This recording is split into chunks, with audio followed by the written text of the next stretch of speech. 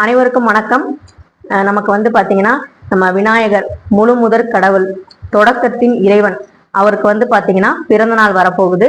நம்மளுடைய ஆவணி மாதம் நம்ம வளர்பிறை சதுர்த்தியில அவதரித்த நம்மளுடைய விநாயகர் பெருமானுக்கு பிறந்த நாள் செலிப்ரேட் பண்ண போறோம். ஸோ இது எவ்வளவு ஒரு சந்தோஷமான விஷயம் இல்லையா? இந்த முழு முதற் கடவுளை வணங்கினாலே வணங்கிட்டு தான் மற்ற தெய்வங்களை நம்ம வணங்குவோம்.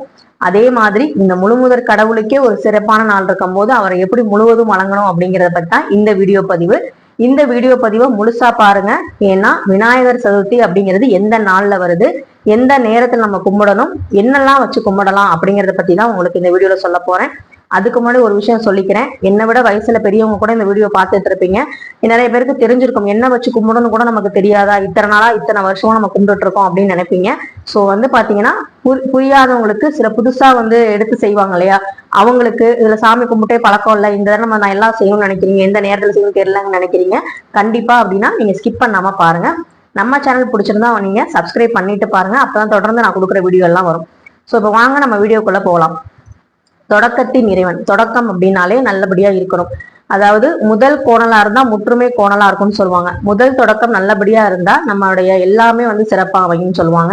சோ இந்த ஆவணி மாதம், ஆடி மாதம் எல்லாம் நம்ம இறைவனை வழிபட்டு தான் வந்திருக்கோம். இந்த ஆவணி மாதத்துல வரக்கூடிய இந்த முதல் திருவிழா அப்படின்னா அது விநாயகர் சதுர்த்தி. இந்த விநாயகர் பாத்தீங்கன்னா ஆவணி மாதத்துல நமக்கு வளர்பிறை சதுர்த்தியில பாத்தீங்கன்னா உதிச்சிருக்காரு. பொதுவா பாத்தீங்கன்னா தேய்பிரை சங்கடகர சதுர்த்தி, வளர்பிறை சங்கடகர சதுர்த்தின்னு மாசத்துல 2 சதுர்த்தி வரும். இதுல பாத்தீங்கன்னா நம்ம பொதுவா விசேஷமா வணங்குறது கோவில்கள்ல எல்லாமே தேய்பிரை சங்கடகர சதுர்த்தி மாலை நேரங்கள்ல கும்பிடுவாங்க. ஏன் மாலை நேரங்கள்ல கும்பிடுறாங்க அப்படின்னா, இந்த கதை எல்லாருக்குமே தெரிஞ்சிருக்கும். சந்திர பகவான் விநாயகர் பெருமான அவமதித்தனால, கோவப்பட்டு சாபம் கொடுத்தனால, தேஞ்சுக்கிட்டே வந்தனால தன்னுடைய அழகு பாத்தீங்கன்னா குறைஞ்சு போயிடுச்சு. அதுக்கப்புறம் திரும்ப தவம் பண்ணி சிவபெருமானோட அருளோடையும் விநாயகர் பெருமானோட அருளோடையும் பாத்தீங்கன்னா அவர் திரும்ப முழு நிலவா பௌர்ணமியா ஜொலிச்சாரு. அந்த மாதிரி சாப விமோசனம் பெற்றது அந்த சங்கடகர சதுர்த்தி, தேய்பிரை சங்கடகர சதுர்த்தின்னு சொல்லுவாங்க. அந்த நாள்ல பாத்தீங்கன்னா நம்ம விநாயகர் பெருமானையும் வணங்கிட்டு அதுக்கப்புறம் சந்திரனையும் வழிபடுறதுங்கிறது ரொம்ப ரொம்ப நல்லதுன்னு சொல்லுவாங்க. சோ பாத்தீங்கன்னா அது தேய்பிரை சங்கடகர சதுர்த்தி. அது சந்திரனை அடிப்படையா வச்சு நம்ம வணங்குவோம் மாலை நேரங்கள்ல. இந்த வருஷம் ஆகஸ்ட் 2025 27ஆம் தேதி பாத்தீங்கன்னா நமக்கு புதன்கிழமை சங்கடகர அதாவது விநாயகர் சதுர்த்தி வருது. இந்த விநாயகர் சதுர்த்தி எப்ப தொடங்குது, சதுர்த்தி திதி எப்ப தொடங்குது அப்படின்னா ஆகஸ்ட் 26 செவ்வாய்க்கிழமை 2:22 மதியமே தொடங்கிருது. நைட்டு தங்கி அடுத்த நாள் பாத்தீங்கன்னா 3:59 வரைக்கும் இருக்கு மதியம். அப்படி 3:59னா இந்த 4 மணிக்குள்ள நம்ம அந்த பூஜைகளை செஞ்சு முடிச்சணும். அது வரைக்கும் தான் சதுர்த்தி இருக்கு. 4 மணில இருந்து நமக்கு பஞ்சமி திதி ஸ்டார்ட் ஆயிரும். சோ அதனால என்ன பண்ணுவோம்னா, பொதுவா நம்ம நிறைய பேர் சதுர்த்தி அன்னைக்கு, விநாயகர் சதுர்த்தி அப்படின்னாலே மாலை நேரங்கள்ல பூஜை பண்ணுவோம். இந்த வருஷம் நீங்க என்ன பண்ணணும் அப்படின்னா, உங்களோட வழக்கம் எப்படியோ அப்படி நீங்க பண்ணுங்க. ஆனா திதி இப்படிதான் இருக்கு. அதனால நான் சொல்லுவேன், நானுமே மாலை நேரில தான் கும்பிடுவேன். ஆனா பாத்தீங்கன்னா திதியை பார்க்கும்போது நமக்கு பஞ்சாங்கம் படி புதன்கிழமை தான். ஆனா அதுக்கு ஒரு டைம் சொல்லியிருக்காங்க. அந்த டைம்ல நம்ம பண்ணும்போது இன்னமும் நல்லா இருக்கும். ஏன்னா சதுர்த்தி திதியில நம்ம கும்பிடும் போது அந்த விநாயகருக்கும் ரொம்ப சந்தோஷமா இருக்கும். அவர் நட்சத்திரத்துல அவர் பிறந்த நாள அப்ப கொண்டாடுறது நம்ம சந்தோஷமா இருக்கும். சோ அதனாலதான் இந்த தெளிவான பதிவு. சரிங்களா? இப்ப ஆகஸ்ட் 26ஆம் தேதி செவ்வாய்க்கிழமை மதியம் 2:22க்கு ஸ்டார்ட் ஆகுது. அன்னைக்கு சாயங்காலம் இரவு முழுவதும் இருந்து அடுத்த நாள் சூரிய உதயத்துல நமக்கு விநாயகர் சதுர்த்தி விநாயகர் சில பேர் மண்ணால, களிமண்ணால செஞ்ச விக்கிரகங்களை பாத்தீங்கன்னா வண்ணமயமாவோ இல்ல வெறும் களிமண்ணால செஞ்ச விநாயகரையோ எப்படியோ எப்படி இருந்தாலுமே விநாயகர் பெருமான் அழகுதான். அவரை அழைச்சிட்டு வீட்டுல நம்ம மனையில உட்கார வச்சு அவருக்கு தேவையான பூக்கள்னா பெரிய ரோஜா மாலையெல்லாம் கிடையாது.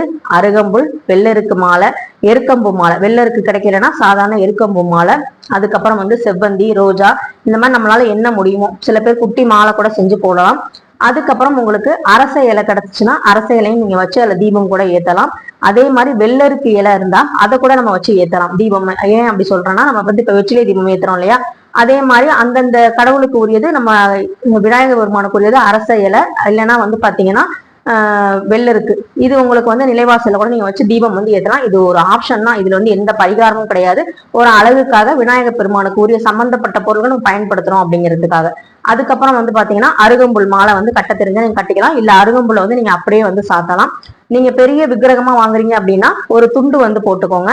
அதுக்கப்புறம் பூணூல் வந்து கண்டிப்பா வந்து போடணும். அந்த விநாயகர் படத்துல பாருங்க எந்த சைடு வந்து கரெக்டா பூணூல் வந்து போட்டிருக்காங்களோ அந்த பூணூலை வந்து நீங்க மாட்டி விடுங்க. அவரோட தொப்புள்ள சந்தனம் தடவி அதுல வந்து ₹1 காயின் வச்சு அந்த காயினை வந்து நம்ம வந்து பாத்தீங்கன்னா எடுத்து பீரோல வச்சோம்னா அந்த வருஷம் ஃபுல்லா நமக்கு வந்து பாத்தீங்கன்னா பண வரவு நல்லா இருக்கும் அப்படிங்கிறது ஐதீகம். அதோட மட்டும் இல்லாம என்னென்ன பிரசாதங்கள் பண்ணலாம், சுண்டல் செய்யலாம், அதுக்கப்புறம் வந்து பாத்தீங்கன்னா பொங்கல் வைக்கலாம், அப்புறம் வந்து கொழுக்கட்டை மோதகம் ரொம்ப ரொம்ப பிடிச்சது, லட்டு வந்து ரொம்ப ரொம்ப பிடிக்கும், அதை வைக்கலாம். சோ இந்த மாதிரி உங்களுக்கு பொறி உருண்டை அவுள் இந்த மாதிரி விஷயங்களை நீங்க செய்யலாம். இப்படிதான் வந்து எளிமையா வந்து விநாயகரை வந்து வணங்குறேன். இப்ப நம்ம வந்து அழைச்சிட்டு நாங்க வந்து காலையில போய் நல்ல நேரம் பார்த்து அழைச்சிட்டு வருவோம். அதாவது மார்க்கெட்ல எல்லாம் வந்து பாத்தீங்கன்னா நிறைய விநாயகர் பெருமான் சிலைகள்லாம் விற்கும்.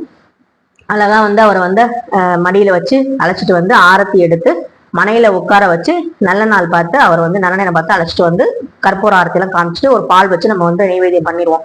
ஏன்னா வீட்டுக்கு வந்தவங்களுக்கு நம்ம என்ன பண்ணுவோம், ஏதாவது ஒரு குடிக்க தண்ணி கொடுப்போம், இல்ல வந்து டீ காஃபி போட்டு கொடுப்போம் இல்லையா, அதே மாதிரி நமக்கு எல்லாத்துக்குமே முழுமுதற் கடவுள் அவர் வரும்போது நம்ம என்ன பண்ணணுங்கிறத மரியாதை நிமித்தமா நம்ம எல்லாமே பண்ணிடணும்.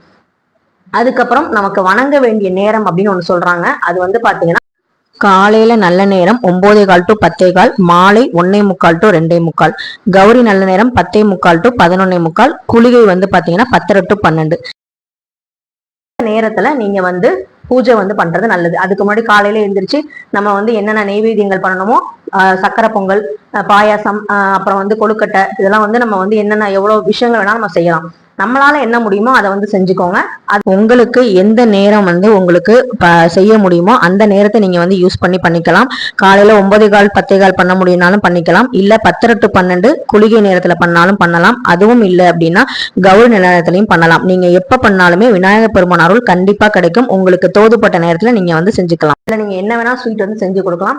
ஏன்னா வந்து விநாயகர் பெருமான் வந்து ஒரு குழந்தை மாதிரிதான். அவர் வந்து இனிப்பு பண்டங்கள் ரொம்ப விரும்பி சாப்பிடுவாரு. அதனால வந்து பாத்தீங்கன்னா அவருக்கு வந்து பிடிச்ச மாதிரி விஷயங்கள் நீங்க எவ்வளவு வேணா செய்யலாம். இல்ல ஒண்ணுமே செய்ய முடியாட்டியும் பால் பாயாசம் வைக்கலாம், இல்ல பால் வச்சு ஒரு கொழுக்கட்டை மோதகம் குடிச்சு கூட நீங்க வைக்கலாம். சோ இதுதான் வந்து பாத்தீங்கன்னா விநாயகர் பெருமானுக்கு வணங்குறதுக்கான ஒரு விஷயம். இந்த விநாயகர் பெருமானை நம்ம வந்து பாத்தீங்கன்னா 3 மணியோட நம்ம வந்து பூஜைகள்லாம் முடிச்சுட்டு திரும்ப சாயங்காலமா வந்து நம்ம 6 மணி போல விளக்கேத்தி திரும்ப ஒரு பால் வச்சு தூப தீப ஆராதனை காமிக்கலாம். பஞ்சமி திதி ஸ்டார்ட் ஆன எப்பவுமே நம்ம சாயங்காலமா விளக்கு ஏற்றுவோம் இல்லையா, அன்னைக்கு லீவு தான் நமக்கு.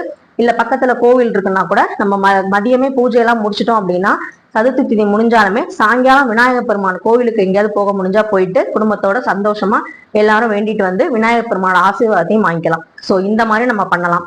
ஏன்னா சதுர்த்தி திதிங்கும் போது நமக்கு சாயங்காலம் வீட்டுல பூஜை பண்ணும் போது நம்ம கோவிலுக்கு எல்லாம் போக முடியாது. இந்த தடவை வந்து பாத்தீங்கன்னா லக்கியா நமக்கு வந்து பாத்தீங்கன்னா அந்த 3:59 முடிஞ்சிருது. அதுக்குள்ளே நம்ம பூஜையும் முடிச்சிட்டோம்னு வச்சுக்கோங்களேன், சாயங்காலமா வந்து எல்லா ஃபேமிலியோட கோயிலுக்கு போனா கூட ரொம்ப சந்தோஷமா இருக்கும். இந்த மாதிரி நீங்களும் பிளான் பண்ணிக்கோங்க. சோ இப்படிதான் நாங்களும் பிளான் பண்ணியிருக்கோம். ஆனா கோவிலுக்கு போறதுங்கிறது எங்கன்னு தெரியல, அது ஆப்ஷன் தான். பார்ப்போம் என்ன எந்த விநாயகர் பெருமானை பார்க்க போறோம்னு தெரியல. சோ இதுதான் வந்து பாத்தீங்கன்னா அன்னைக்கு அழைச்சிட்டு வருது.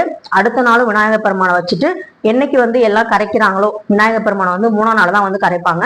அது வரைக்கும் நம்ம வீட்டுல வச்சிருக்க விநாயகர் பெருமானுக்கு இப்ப சும்மா வைக்காம பூக்கள் எல்லாம் முத நாள் போட்ட பூக்கள் எல்லாம் எடுத்துட்டு அடுத்த நாள் வேற பூ சின்னதா ஒரு பூவாவது ஃப்ரெஷ்ஷா வச்சுட்டு இல்ல அருகம்புல் வச்சுட்டு பால் வச்சு நெய்வேத்தியம் பண்ணணும். அதுக்கப்புறம் தான் நம்ம வந்து அந்த ஆத்துல கொண்டு போய் விடுற அந்த சம்பிரதாயத்தை வந்து கரெக்டா வந்து செய்யணும். இது எல்லாமே நான் வந்து போன வருஷம் விநாயகர் பெருமான் சதுர்த்தி அன்னைக்கு எந்த மாதிரி விநாயகர் வந்து எங்க வீட்டுக்கு வந்தாரு, என்ன கலர்ல வந்தாரு, எந்த மாதிரி ஒரு உருவத்துல வந்தாருங்கிறத நான் விநாயகர்ங்கிற பிளேலிஸ்ட்ல கொடுத்துருக்கேன். அதுல வந்து வெள்ளருக்கோட அந்த மகத்துவத்தை பத்தி நான் சொல்லியிருப்பேன்.